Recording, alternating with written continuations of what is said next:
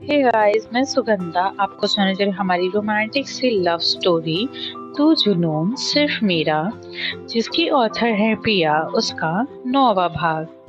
Chapter 9, amusement park. दुआओं की भीड़ में एक दुआ हमारी, दुआओं की भीड़ में एक दुआ हमारी, जिसमें मांगी है हमने हर खुशी तुम्हारी। जब भी आप मुस्कुराएं दिल से, जब भी आप मुस्कुराएं दिल से, समझो दुआ कबूल हुई हमारी।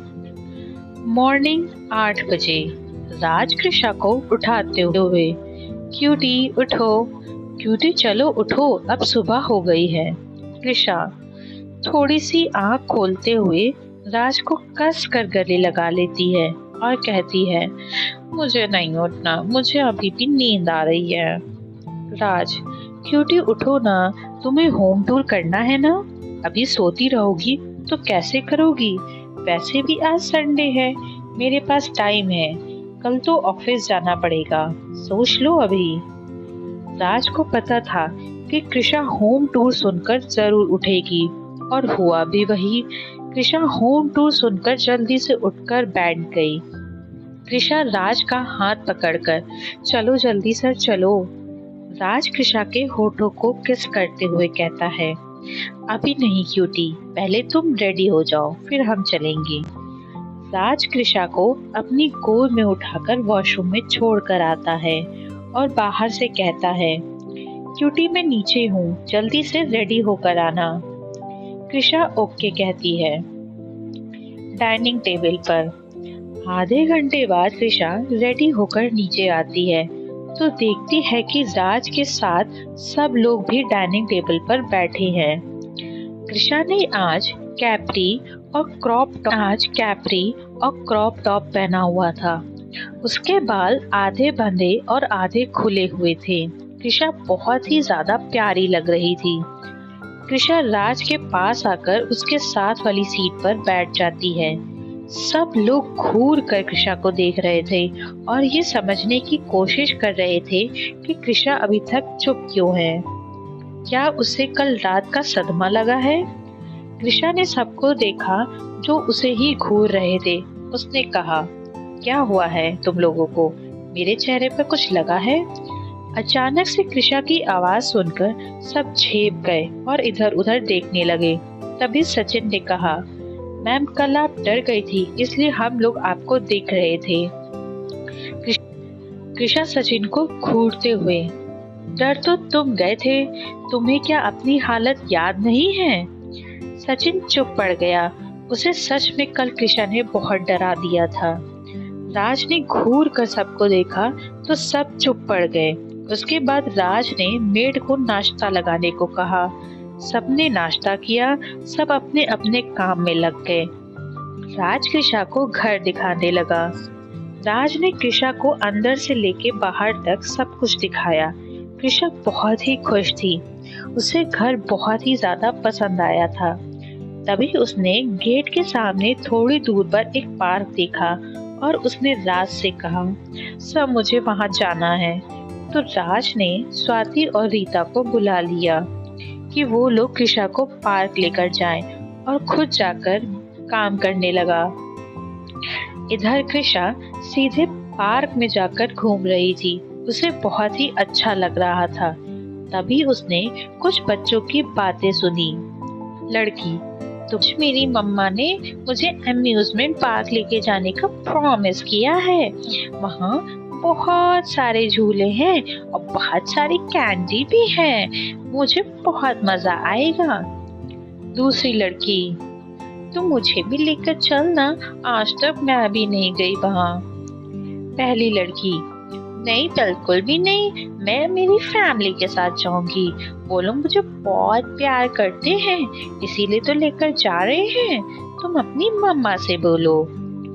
ये बोलकर वो लड़की चली जाती है। दूसरी लड़की भी अपनी मम्मा के पास चली जाती है और छोड़ जाती है कृषा के दिमाग में ये सब बातें। कृषा खुद से, कृषु तू भी तो नहीं गई है आज तक, वहाँ मुझे भी तो जाना है, और आज संडे भी है। ये सोचकर कृषा खुशी से उछलते हुए घर की तरफ भागती है। मेंशन में स्टडी रूम में राज अपने लैपटॉप में वीडियो कॉन्फ्रेंस कर रहा था। उसकी बहुत जरूरी मीटिंग चल रही थी। कृषा भागते हुए घर में आती है और राज को हर जगह ढूंढने लगती है, पर राज उसे कहीं भी नहीं दिखता।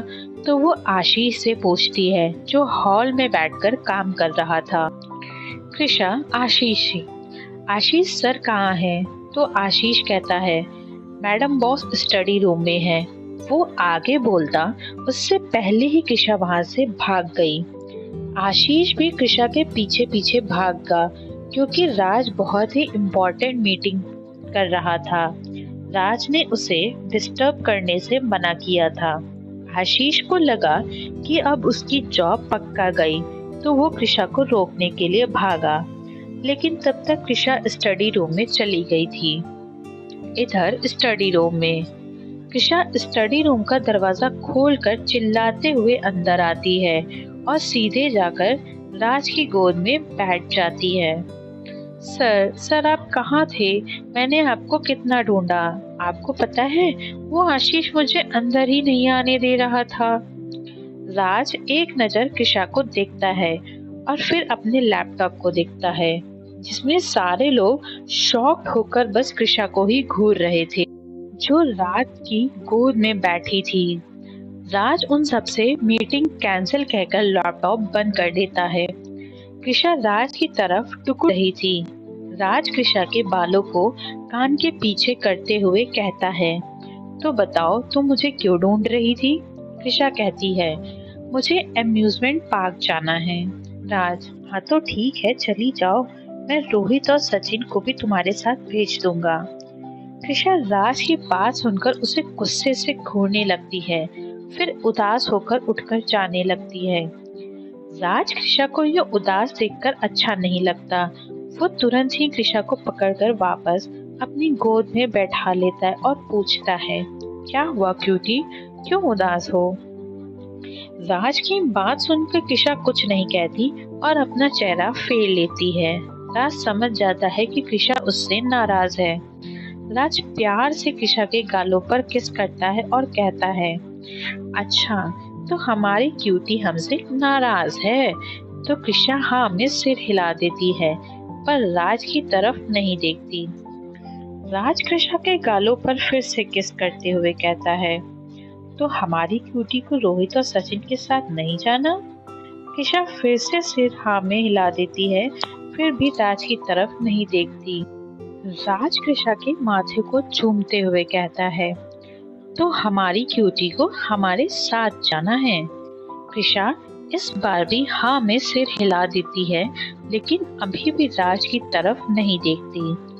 राज कृषा के गले को चूमते हुए कहता है, तो ठीक है, हम चलेंगे हमारी क्यूटी के साथ। हमारी क्यूटी कुछ कहे और हम ना करें, ये तो हो नहीं सकता। राज की बात सुनकर कृषा तुरंत ही राज की तरफ देखती है और खुशी से उसके गले लग जाती है। राज भी कृषा को अपनी बाहों में भर लेता है। कृषा कहती है, तो ठीक है, मैं जल्दी से ना रेडी हो जाती हूँ। आप भी जल्दी जल्दी रेडी हो जाओ, मैं सबको बता देती हूँ, वो सब लोग भी रेडी हो जाएंगे। आज सबकी छुट्टी है और सब घूमने जाएंगे। राज कृषा को इतना खुश देखकर वो भी स्माइल करने लगता है और कृषा का चेहरा पकड़कर उसके होठों को चूम लेता है और एक लॉन्ग पैशनेट डीप किस करता है। उसके बाद वो कृषा को छोड़ देता है। कृषा भागकर स्टडी रूम से बाहर आती है। आशीष अभी भी बाहर खड़ा था, तो कृषा आशीष से कहती है, सबको बुलाओ, एक इम्पोर्टेंट अनाउंसमेंट करनी है। आशीष को लगा कि कहीं उसकी जॉब जाने की अनाउंसमेंट तो नहीं करनी है। अब उसे डर लग रहा था, लेकिन फिर भी बुझे मन से सबको बुला देता है। सब लोग हॉल में इकट्ठा हो जाते हैं। कृषा सोफे पर चढ़कर खुशी से चिल्लाते हुए कहती है, सुनो सुनो सब गांव वाले, आप सब आज काम की छुट्टी है। और सब लोग घूमने जा रहे हैं। कृषा ये कहकर खुशी से सोफे पर उछलने लगती है। राज, जो दूर से ही कृषा को उसकी हरकतों से देख रहा था, उसे कृषा को इस तरह सोफे पर उछलना सही नहीं लगा। उसे डर था कि कहीं कृषा सोफे से गिर ना जाए, इसलिए वो कृषा की तरफ आने लगता है। जैसे ही सबने सुना कि सब आज घूमने जाएंगे, तो सबकी खुशी का कोई ठिकाना नहीं था। आशीष ने एक चैन की सांस ली कि उसकी जॉब नहीं गई। आज इतने सालों बाद वो सब घूमने जाएंगे, उनकी खुशी का तो कोई ठिकाना नहीं था। कृषा सबको रेडी होकर आने के लिए कहती है, तो सब लोग चले जाते हैं। राज कृषा को अपनी गोद में उठा लेता है और उसे लेकर बेडरूम में चला जाता है।